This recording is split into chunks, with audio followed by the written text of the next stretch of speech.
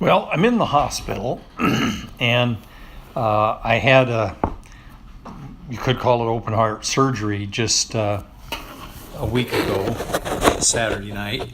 And so my brain ain't worth nothing right now, but I'm going to take a shot at sharing with you some ideas I've had about how to improve education. And in particular, I think what's necessary to improve education is to change the direction that the money flows into education. So, money comes from parents or it comes from the government and it flows into the education system. So, right now, the money comes in from the top. And so, if you want to have any input at all, you have to go to the school board meetings. And if you're a parent, you need to scream and yell and rant and maybe vote out the superintendent. I don't know. If you're a teacher, you need to form a union so that the union is represented at the school board meetings. If you're a student, well, nobody gives a shit what you think.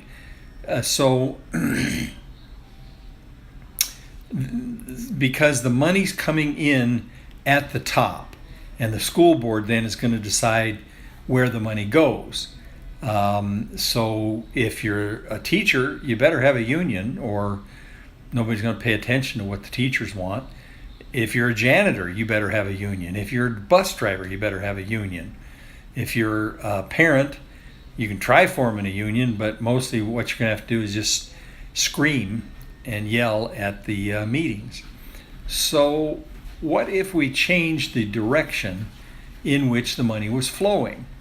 Now, efforts are being made to change the direction by issuing vouchers, school vouchers, that kind of thing. Now, the trouble is that a lot of the best private schools in this country are religious, most of them Catholic. And it makes everybody nervous to use tax dollars to support religious schools. Well, what if we changed that to where the parent was given a teacher voucher, so that what you're doing is you're saying, I'd like my kid to be educated by this particular teacher. Now, you may have the same problem in that the teacher is Catholic or Baptist or whatever, but you got that problem in public schools. So, your kid is being taught by some hard over religionist, but because they are careful about what they say teach in school, they get their wages paid by the government. So giving a teacher voucher would be very different from giving a school voucher, which is supporting a Catholic school or public Baptist school. All right. So now there has to be two things come together in this teacher voucher thing. The one is that the teacher has to be allowed to choose her students, to cherry pick her students, and which means has to be allowed to turn away students, deny that she doesn't want that student. The other thing then is that the parent has to have the power to say, I want my kid taught by this teacher. All right, so what do you do with a teacher maybe who is a racist,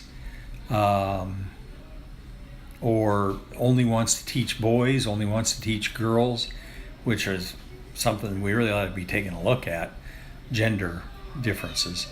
So the way you handle possible discrimination is that every parent gets a voucher, let's say $2,500.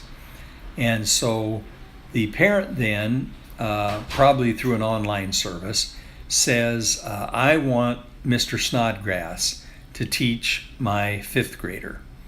And then if Snodgrass says, no, I don't want your kid, and then takes a kid later after that, in other words, discrimination against your kid gets, well, let's say a $500 bump in their voucher. So now they've got a $3,000 voucher, where before it was only a $2,500 voucher.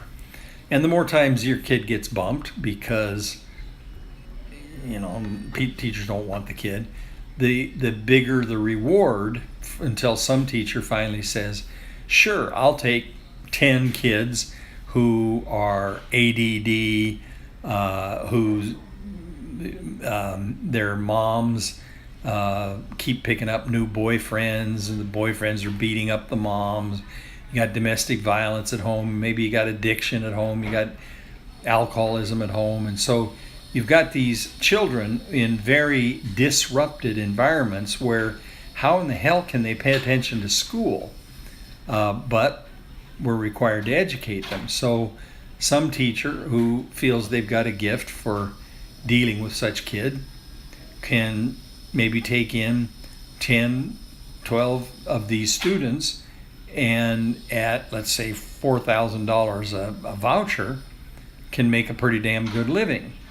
Now, the other teacher, Mr. Snodgrass, that is cherry picking who he wants,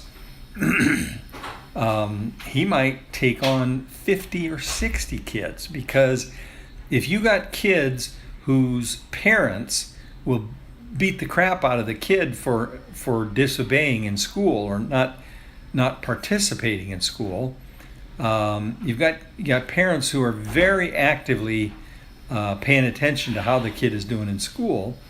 The teacher could probably handle 50 of those kids.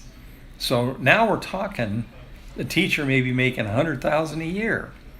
Well, so then the teacher goes and hires some aides to help her with all these kids, and she doesn't need disciplinarians. The kids are all self-disciplined. The parents are making sure they behave. So these kids are cherry-picked. They absolutely want to learn. And so Mr. Snodgrass's fifth grade class is probably going to cover 2 or 3 years worth of work, where your normal fifth grade class would be lucky to finish a year of work. Okay, so now the next thing is that when the money's coming in at the bottom, it's not coming in at the top. The rental of the school is paid for by the teacher with their collection of vouchers. So you don't have school board meetings where people are screaming and yelling trying to get control of that money at the top. The money is attractive from the bottom. So a teacher will walk in with her $100,000 worth of vouchers and talk to the principal and say, I got to have metal detectors on the doors. I've got to have janitor services. Now maybe the teacher will hire her own janitor, her own kid, who cares? And so the state is no longer providing everything and therefore steering the quality of everything. The teacher is choosing what is needed. Okay, now there's a problem here, and that is, we got to mainstream kids who don't mainstream very well. When my daughter was in the 5th grade, she came home several days in a row complaining that there were 3 Latinas that didn't speak English. So the teacher would give instructions to a fourth kid who would then translate, God knows how that went, translate for the other three kids what it was the teacher expected. And it was boring, and it was not very effective, and my daughter was complaining, but she was a pretty smart kid. So my wife calls up the principal and says, we got to do something. The principal says, well, what can I do? We've got to mainstream these kids. Well, you know what? We're not going to find a cure for cancer. We're not going to supply all of the IT technical people. Right now, we're renting them from India under H-1B visas, and so India and China and other places, they are pushing their kids in education. We're not pushing our kids. We have no child left behind, which means nobody gets very far ahead either. So we've got to find a way to let the kids who really want to progress in school do it. So, bottom up. Now, for example, in the Soviet economy, washing machines, a washing machine factory, the factory manager would go and he would meet with the Politburo or whatever and promise X number of washing machines. Now, for everybody to get their bonus, they had to produce all those washing machines. So the first 10 days of the month, there's no parts there. Nothing's there. So you got a lot of people staying home, getting drunk, etc. Absenteeism. Then the next 10 days of the month, parts are starting to show up. And so no absenteeism is allowed, no alcoholism. People are supposed to be working. The last 10 days of the month, this is when they've got to meet their quota or they're not going to get the extra benefits. And so everybody's just working like hell and throwing these washing machines together. If they don't have belts, well, that ain't their problem. Put them together without belts. Just put them together in whatever parts you got, and then sit them out on the loading dock in the rain, because it ain't your problem that the trains ain't there to pick them up. You got them out the door onto the loading dock, so you met your quota. And so you can imagine the quality of washing machines they had in the Soviet Union.